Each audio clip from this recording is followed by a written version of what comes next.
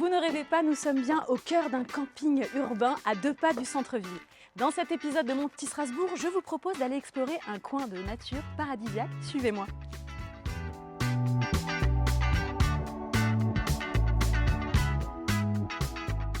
On quitte le premier stop de notre itinéraire au cœur du parc naturel urbain de Strasbourg, celui de l'île Bruche, situé à quelques pas du centre. Dépaysement garanti pour un séjour dans ce camping ouvert toute l'année. Ici, les places sont chères, mais les tarifs, eux, restent tout à fait abordables. Deuxième étape de notre circuit, direction un coin bucolique au croisement des quartiers de Königshofen et de la Montagne Verte, dans une ancienne tour de guet datant du XIVe siècle et transformée en un tiers-lieu participatif et citoyen.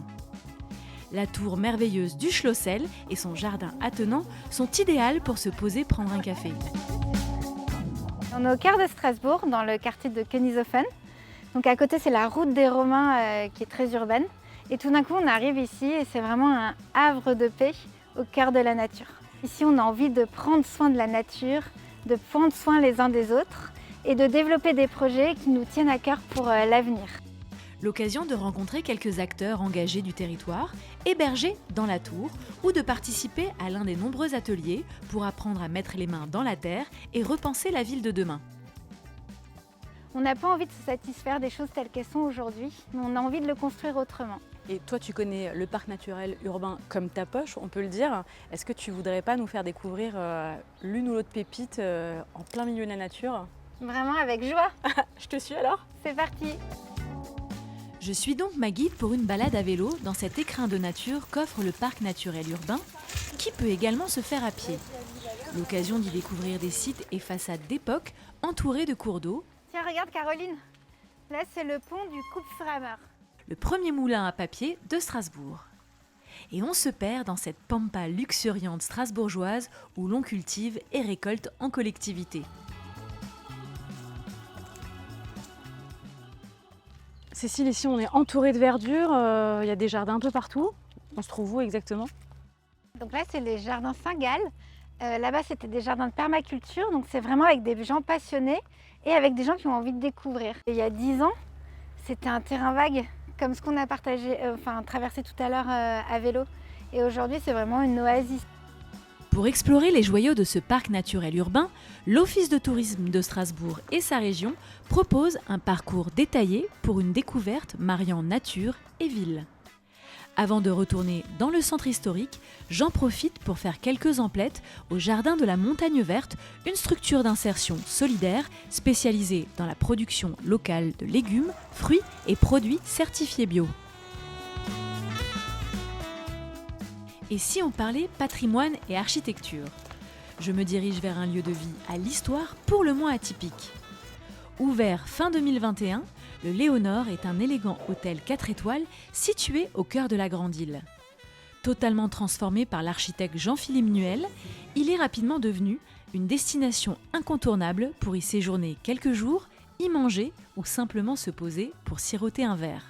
Alban m'attend dans la cour intérieure pour me raconter son histoire. Salut Alban! Salut Caroline! Heureuse de te retrouver sur ce nouvel épisode, dans un lieu toujours plus beau, toujours aussi spectaculaire, dans un hôtel qui s'appelle le Léonore, à l'histoire particulière. C'est le cas, c'est une histoire très très riche. On va peut-être commencer à pourquoi il s'appelle le Léonore. J'imagine que c'est en hommage à une femme. Eh ben non, c'est Léonore sans E, c'est un hommage à Léonore Marie du Maine, comte de Bourg, mousquetaire, maréchal de France pour Louis XIV, enfin voilà, c'est une histoire de dingue.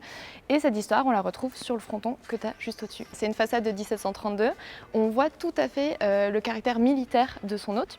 Après la mort de son premier propriétaire, en 1739, cette bâtisse a continué de traverser les siècles et les usages.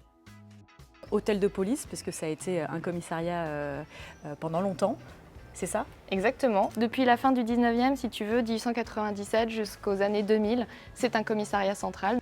C'est un défilé de voitures de police qui animait le quartier jusqu'en 2002, avant la fermeture définitive des lieux en 2009. Les chambres étaient moins spacieuses et moins confortables qu'aujourd'hui. L'actuelle bagagerie de l'hôtel était l'armurerie du commissariat. Et avant d'être un hôtel de police, ça a une première fonction et je te propose d'aller découvrir cette fonction sur la façade d'entrée. Je te suis. Donc la façade que tu vois ici, c'est une façade donc plus récente, comme je te disais, et qui témoigne de la nouvelle fonction du bâtiment, puisqu'à partir de la Révolution française, ça bascule pour devenir un bâtiment judiciaire. Donc la fonction judiciaire, tu la retrouves ici avec cette cariatide qui tient sa balance dans la main droite, je ne sais pas si tu vois, et de l'autre côté, en fait, c'est l'autre cariatide qui représente le droit. Donc on a bien la justice et le droit pour ce bâtiment qui est en fait le palais de justice. Merci Alban pour tout cet éclairage et à très vite pour d'autres aventures historiques. Avec plaisir, à bientôt. À bientôt. On traverse la rue pour se rendre dans le cloître de Saint-Pierre-le-Jeune, niché à l'intérieur de l'église, un havre de paix confidentiel et ressourçant. À Strasbourg, chaque mur et chaque façade a son histoire. Une ville baignée par l'art ancien et contemporain, comme le street art qui habille désormais les murs de la ville. Je vous laisse sur quelques images de ce musée à ciel ouvert. Ouvrez les yeux.